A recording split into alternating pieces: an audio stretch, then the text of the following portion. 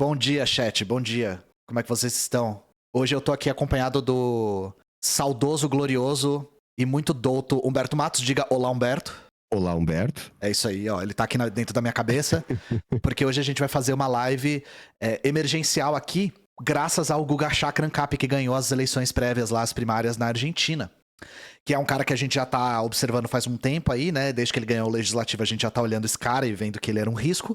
Bom, dito e feito, né? Não esperava que ele fosse ganhar, mas até eu também não esperava que o Bolsonaro fosse ganhar. Então, é assim, Humberto. Nós, historiadores, gostamos de sempre reiterar que a história não se repete, né? Mas puta merda, né, cara? Puta merda, assim, tá difícil com esse cara, tá difícil falar isso. Tá difícil convencer as pessoas de que não é o caso, sabe? A história não se repete, mas existe sempre aquele espírito do tempo, né, meu camarada? E isso é um reflexo bastante evidente do espírito do tempo que a gente tá vivendo. Tempos sombrios, eu diria. Sim. Então é isso. O veredito de hoje é: a história não se repete, mas puta merda, sabe? Não sei como isso afeta a Larissa Manoela, a gente vai ter que também investigar com o tempo, precisamos de distanciamento histórico. E eu queria também falar uma coisa, gente. Eu estou com uma roteirista nova, graças a vocês que doaram bastante esse mês, que participaram do Apoia-se, se tornaram membros do canal do YouTube. Isso tudo permitiu com que eu contratasse mais uma roteirista, que é a Duda Bosch, que é militante da Soberana, junto comigo e com o Humberto. E eu queria também pedir pra vocês todos seguirem a Duda, exclamação Duda. A Duda é muito versada em assuntos de Latinoamérica. E ela escreveu o roteiro de hoje. Então, eu queria também adicionar o de insalubridade pra Duda, porque as coisas que ela teve que ver esse cara falando não são saudáveis. A gente vai falar sobre isso hoje. Forças Duda, exatamente F pra Duda no chat. Eu também queria dizer que eu tô doente, o Humberto também tá doente. Então, se a gente deixar a desejar hoje, é culpa de seja lá que virose que tá circulando pelo Brasil nesse momento, né? Então é isso, eu vou falar dele, do Javier Milei, e o Humberto vai falar um pouco sobre o histórico econômico da Argentina. Beleza? Então vamos lá, né? Aqui no Valor Econômico, ultradireitista Milei é mais votado em primária na Argentina. Já começamos bem, né, Humberto? Ultradireitista Milei, extrema direita Milei, muito de direita Milei, extrema neoliberalismo extremo Milei. Que tal fascismo Milei? Ah, e eles não vão dizer, né? E o mais legal é, às vezes, assim, né? Direita radical. E aí eles invertem. Direita radical é de fuder. Direita radical é a pior definição possível. Só pra explicar o porquê que eu e o Humberto achamos isso, a direita não é radical, gente, porque ela não vai na raiz de nada. A direita é extrema. Ela é a extremação do capitalismo, a extremação do status quo. A esquerda é radical, porque nós vamos na raiz dos problemas, que é o capitalismo. Não tem como você ser a favor do capitalismo e se dizer radical, porque você nunca vai atingir a raiz verdadeira, né? O candidato propõe dolarizar a economia e fechar o Banco Central, é admirador de Jair Bolsonaro e Donald Trump. Aí nós temos aqui o semblante do Caba, pra falar um pouco, assim, relato anedótico. Quando ele ganhou o legislativo, eu vi a notícia e eu não trouxe pro Comunews, porque eu não queria fazer alarde. Eu não queria falar, ai meu Deus, o fascismo está avançando na Argentina, ele pode ganhar. Eu fiquei de olho. Eu lembro desse cara ganhando o legislativo e não quis trazer. Eu lembro do dia que eu vi a notícia. Bom, deu no que deu, né? A gente viu as primárias e aí, de repente, a internet ficou em polvo rosa porque o fascismo está avançando a galope na Argentina, né? Então, se você tá vendo o Austin Powers aqui pela primeira vez, a gente tem que investigar um pouquinho quem é esse cara. E assim, eu recomendo pra todo mundo não fazer muitas perguntas. Porque quem procura acha. E assim, eu e a Duda, a gente achou. O que vocês acharam? A gente achou, tá? A gente achou coisas. Então, vamos deixar claro, logo de começo, ele é um fascista, tá, gente? O Javier Milei é um fascista. Ele é parecido com o Bolsonaro, ele é parecido com o Trump, ele é parecido com a Giorgia Meloni. Ele é um fascista. Por que eu tô reiterando isso? Por que o Humberto reitera isso? Porque a mídia centrista já tá falando, não é bem assim, veja lá, olha aqui, ó, se ele não tá falando disso, então ele não é fascista. Eles acham os pontinhos fora da curva pra dizer que o cara não é fascista. E o jornalismo centrista iluminado tem uma maneira de definir fascismo que não é a Itália entre 21 e 43, não é fascismo. Se não fala Viva il Duce e não tem as cores verde, branca e vermelha, não é fascismo. Gente, fascismo não é um conceito metafísico que se pesca no além para se aplicar à realidade. Fascismo é um conceito real. E é um conceito real condicionado pela materialidade da realidade. O fascismo contemporâneo se configura como Milei, como Trump, como Boris Johnson, como a Giorgia Meloni, como Bolsonaro, tá? É assim que ele se configura. Então a gente vai reiterar isso por duas razões. Primeiro, para reforçar que fascismo não é um conceito metafísico. E segundo, para reforçar a gravidade da situação. Porque o fascismo é um fenômeno cíclico e ele tem consequências gravíssimas. Não vai ser diferente pra Argentina caso esse cara ganhe. E assim, olhando pra esse cara, claramente ele é o velho da van com a peruca do Guga Chakra, né? E falando em Guga Chakra, Humberto, eu não sei se você viu isso aqui, ó. Tem um delay aqui pra mim. Guga Chakra, libertário, Milei é diferente de extrema-direita bolsonarista. Ou seja, o próprio Guga Chakra já pulou na frente e falou assim: não. Não é fascista não. É diferente. Não. Vocês aí estão tudo emocionados. Tudo pra vocês é fascista. Não, é diferente. O cabelo deles é diferente. Não, o Milei é muito mais jovem. O Milei é argentino, o Bolsonaro é brasileiro. Como é que eles são parecidos? Então, assim, gente, pelo amor de Deus, tá? A gente já sabia disso. A história não se repete, mas puta merda. Os centristas, ou seja, a direita moderada, né? Sempre pula na frente da bala pra falar assim: não é fascista não. Não é fascista não. Com a Giorgia Meloni foi a mesma coisa. E depois veio aquele papo, né? Nossa, como a gente poderia saber? Exato, puta. Por isso que toda vez que isso acontece, isso aqui é documento histórico, tá, gente? Que é toda vez os auto-intitulados centristas relativizam o fascismo. Falam, não tinha como saber, não. Nossa, na época ele não era tão violento assim. Cara, isso aqui é mais previsível que o sol, tá? Beleza. Então, o Milei, ele é um auto-intitulado anarcocapitalista. E aí vocês estão falando, caô. Então, quando a gente diz que ele é auto-intitulado anarcocapitalista, não é que, tipo, a gente chama ele de anarcocapitalista, porque ele tem um papo anarcocapitalista. Não, o cara é Paulo Cogos das ideias, assim. O cara, ele foi vestido de Capitão ANCAP, sei lá que lugar é esse, mas ele tirou foto com um monte de gente. Quando eu vi essa foto pela primeira vez, eu achei que era montagem. Mas é isso, é como se o Paulo Cogos tivesse ganhado as primárias na Argentina, tá? É esse o nível. E as semelhanças com o Paulo Cogos são muito profundas, inclusive. Ancapitão. Caralho, eu não tinha pensado nisso. Ancapitão, exatamente. E como é que esse cara ganhou as eleições, né? A gente pode dizer que boa parte da causa é o efeito Bolsonaro no super pop. Por quê? Porque esse cara, ele é um economista que era queridinho dos talk shows. Eu vou dar um exemplo aqui. Não importa o que ele tá falando, eu só quero dar um exemplo do formato aqui. Só pra vocês verem. Isso aqui é 4 anos atrás. ¿No le puede pedir una canción para que cante? Le digo, a ver, discúlpame, le digo, para comprar tiempo, para armar algo en la... Programa talk show aleatório aí, Carna a la Parrilla, um programa argentino aqui. Isso aqui é 4 anos atrás, antes dele ganhar as eleições. Ele era muito chamado porque ele é um cara muito espontâneo, que fala mesmo, e que não tem papas na língua, e que dava muita audiência. E, lógico, todas as vezes que ele ia nesses programas, ele direcionava o ódio dele ao que ele chama de casta, la casta, que é uma suposta elite política que é responsável por todas as mazelas da Argentina. E aí eu pergunto pra vocês se vocês já ouviram esse discurso em algum lugar. Gente, a extrema-direita, ela tem um discurso muito semelhante ao redor do globo todo, que é: nós temos problemas, mas os problemas são culpa de uma determinada elite política. Ou seja, o problema, no fundo, é moral. É uma questão moral. Porque quem detém o poder não tem moral. São pessoas antiéticas. O discurso do Milei é o mesmo. Ou seja, o fascismo sempre pega problemas reais e dá respostas falsas. A resposta falsa que a extrema-direita sempre dá é que a culpa é moral de uma casta política. Isso é o que Milei faz sempre. Exato, tudo isso que tá aí. Tem que acabar tudo isso que tá aí. O Trump falava, vamos drenar o pântano. Então é isso que eu tô chamando aqui de efeito Bolsonaro no super pop, tá? E o que eu acho interessante é, o Humberto falou, o Milei talvez seja até um pouco mais perigoso que o Bolsonaro, porque ele é uma extrema-direita, um fascismo mais moderno.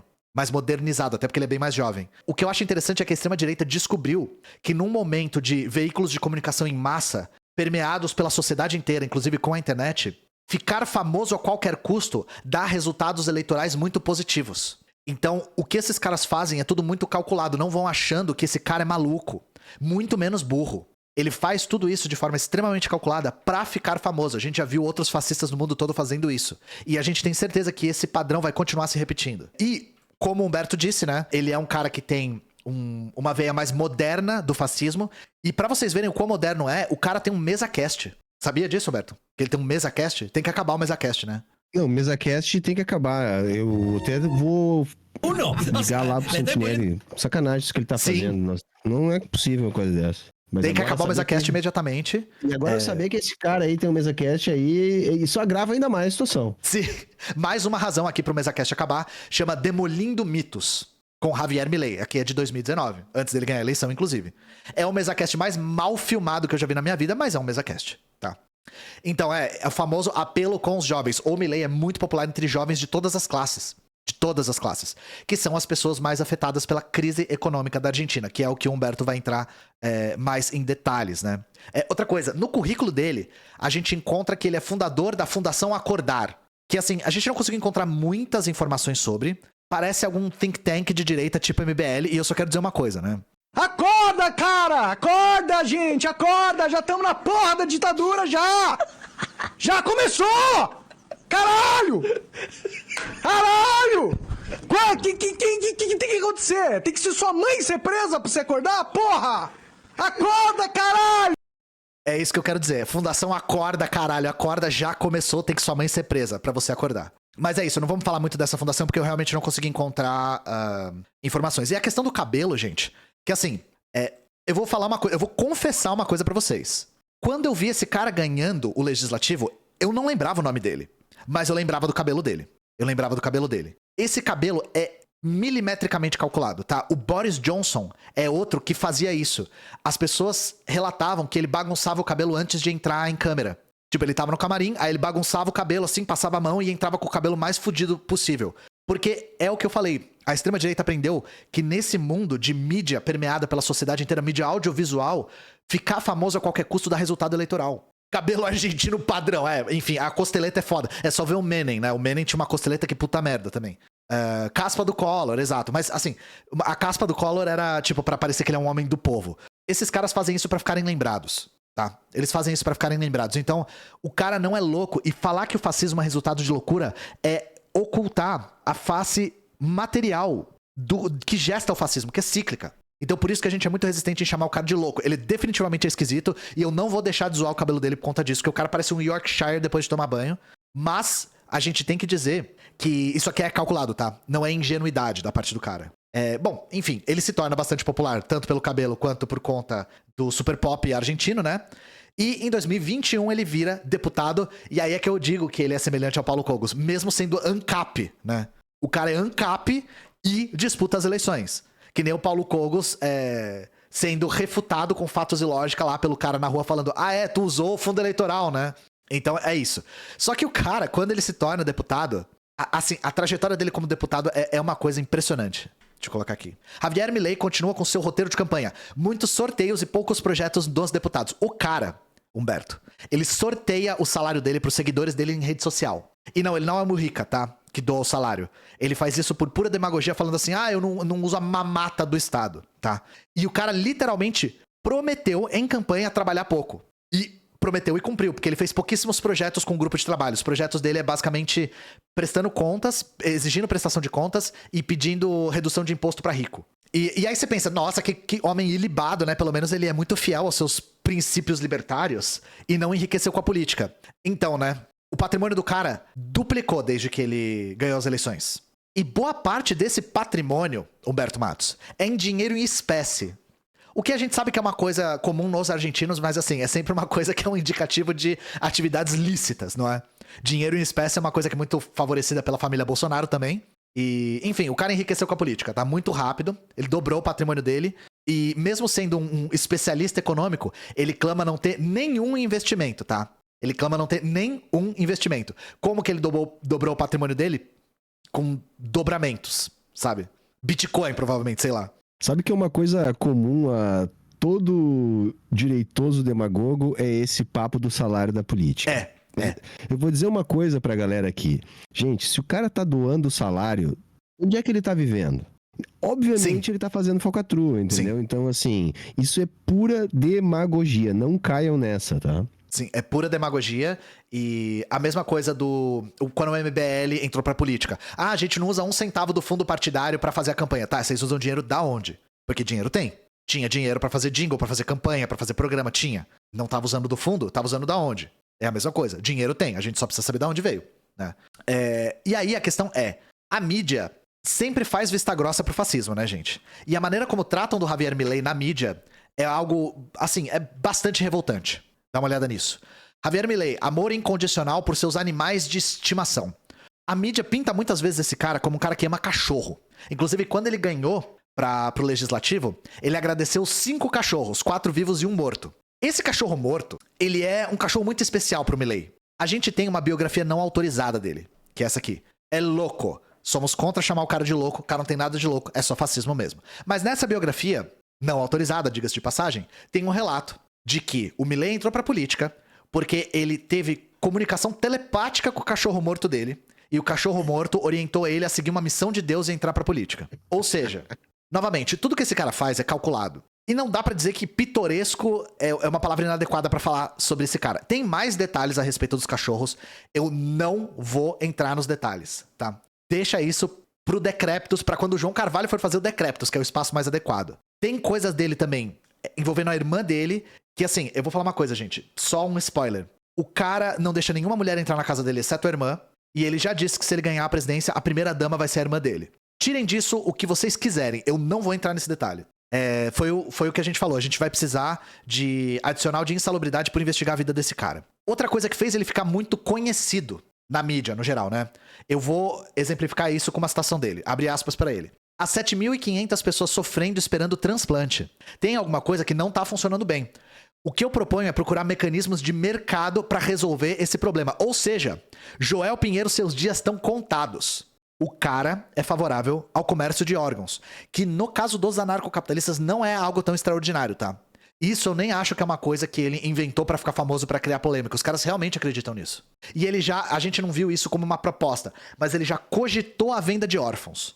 Falou, eu não sou tão contra assim a venda de órfãos, que é uma coisa que, assim, o cara literalmente parece os textos que eu leio com o João Carvalho no Pororoca de Churume. De verdade, a gente lendo o Murray Rothbard cogitando venda de filho, venda de criança, sabe? Bom, enfim, o cara também é contra o marxismo cultural e é a favor de liberar a arma. Mas a gente já vai entrar nesse mérito em mais detalhes mais pra frente. E em último lugar, né, anedota. A Duda, quando tava escrevendo o roteiro, tava me mandando as coisas. E ela me manda o seguinte link.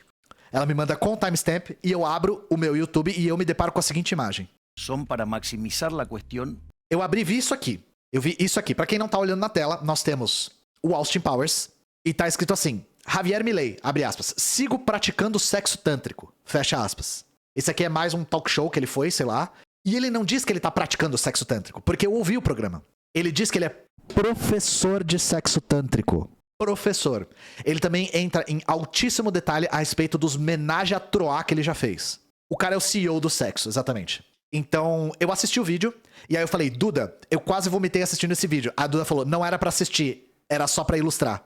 Então, assim, eu queria deixar aqui o meu repúdio pra Duda não ter me avisado que não era pra assistir o vídeo. Porque eu assisti o vídeo, e eu não recomendo. Eu não recomendo, tá? De verdade. O único ANCAP que transou no mundo, deve ser.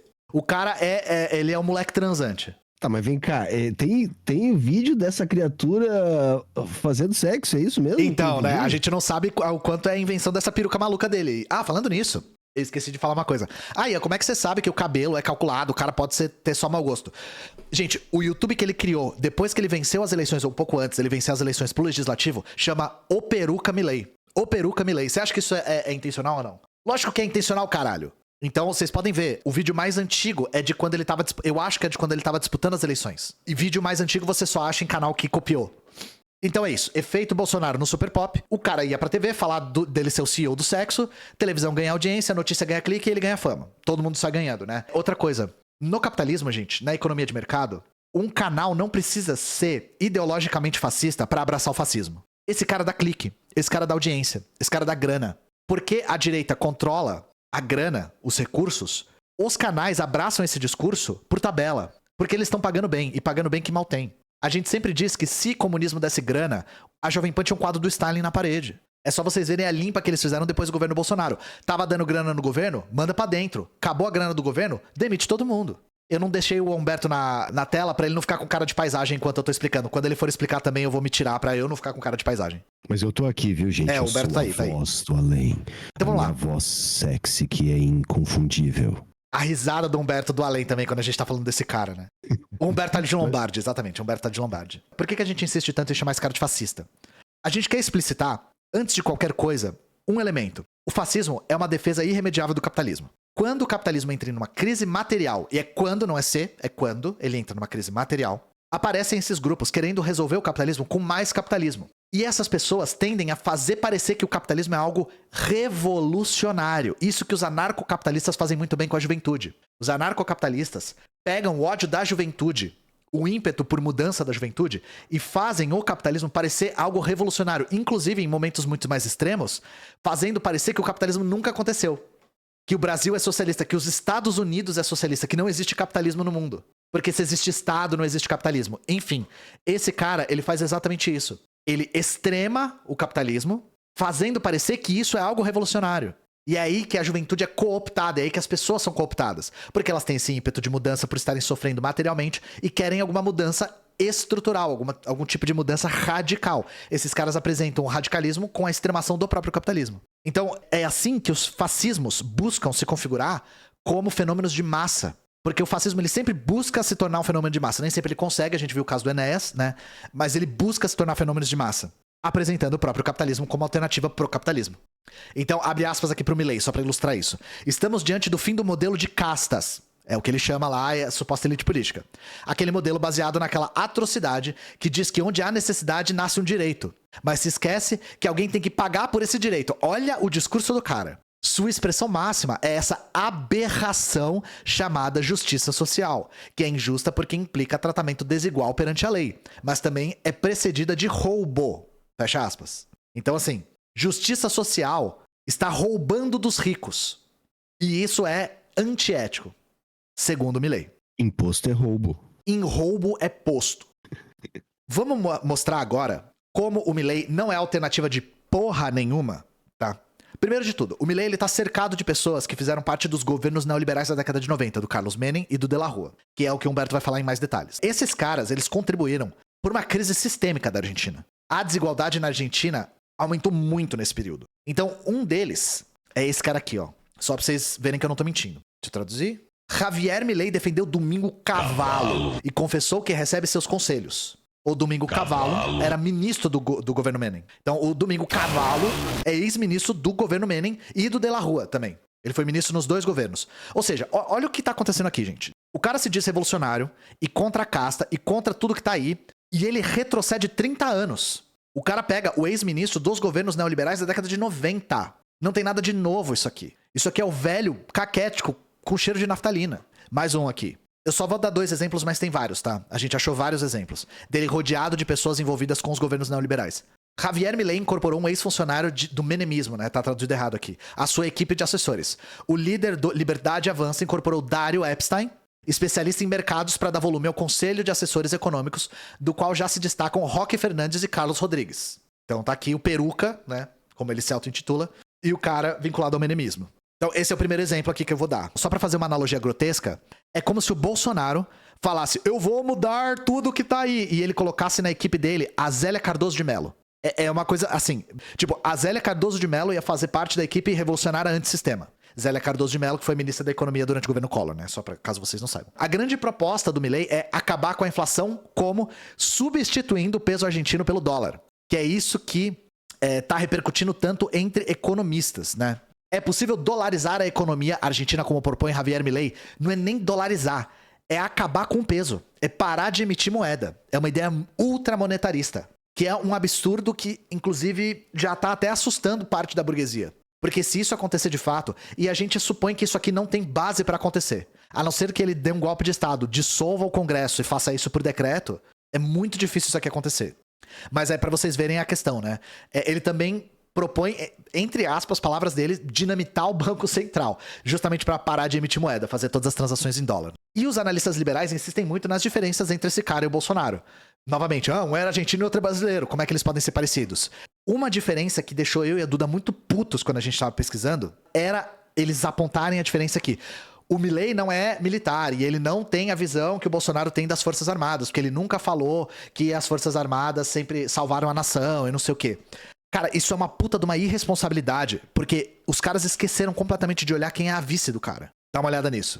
Deixa eu traduzir. Victoria Villarruel, deputada de Milei, a vice dele, né? É mentira que as organizações armadas lutaram contra a ditadura. Gente, a vice do cara é full negacionista da ditadura.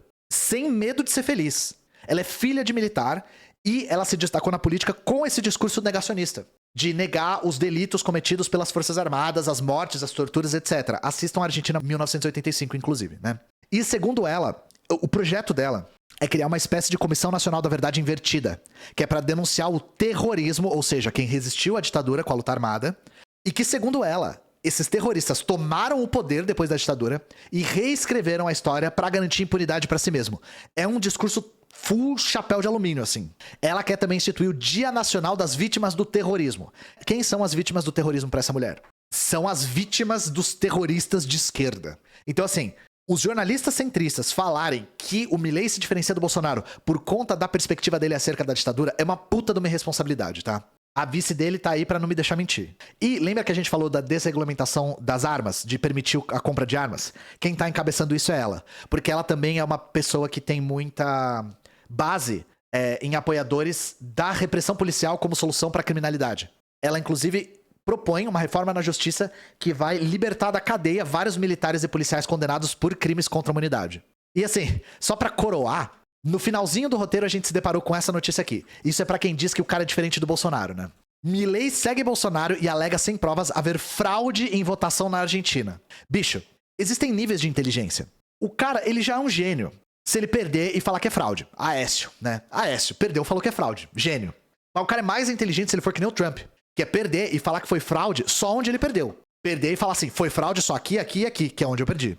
Só que agora transcender, atingir o nirvana, é você ganhar e falar que é fraude. Isso é coisa de gênio. É xadrez em 8 dimensões. E aí o Milei já meteu essa. Ganhou com 30% e falou, teria sido 35% se não fosse a fraude. Enfim, vamos fazer um resumão das propostas dele? Se você não estava prestando atenção até aqui, escuta só isso. Javier Milei, fascista, ganhou as prévias na Argentina. Propostas. Acabar com o Ministério do Trabalho e boa parte das leis trabalhistas conquistadas na década de 40. Dolarizar a economia, acabar com o peso argentino. Acabar com o Banco Central, parar de emitir moeda. Privatizar as estatais, para surpresa de ninguém. Liberar geral a arma para todo mundo comprar.